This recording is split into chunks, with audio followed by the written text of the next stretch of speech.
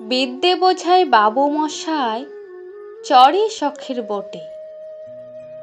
মাঝিরে কন, বলতে পারিস সূর্যি কেন ওঠে? চারটা কেন বাড়ে কমে, জোয়ার কেন আসে? বৃদ্ধ মাঝি অবাক হয়ে ফেল ফেলিয়ে হাসে। বাবু বলেন, সারা জনম মরলি রে তুই খাটি, জ্ঞান বিনা তোর জীবনটা যে চারি আনাই মাটি। খানিক বাদে কহেন বাবু, বল তো দেখি ভেবে, নদীর ধারা কেমনে আসে পাহাড় হতে নেবে? বল তো কেন লবণ পড়া সাগর ভরা পানি? মাঝি সে কয়, আরে মশাই অত কি আর জানি।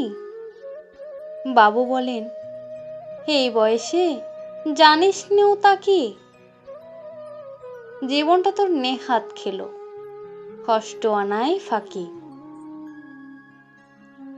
আবার ভেবে কহেন বাবু, বল তো রে বুড়ো, কেন এমন নীল দেখা যায় আকাশের ওই চূড়ো? বল তো দেখি সূর্য চাঁদে গ্রহণ লাগে কেন? বৃদ্ধ বলে, আমায় কেন লজ্জা দিয়েছেন হেন? বাবু বলেন, বলবো কি আর, বলবো তোরে কি তা, দেখছি এখন জীবনটা তোর 12 আনায় বৃথা। খানিক বাদে ঝড় উঠেছে, ঢেউ উঠেছে ফুলে। বাবু দেখেন নৌকোখানি ডুবলো বুঝি দুলে।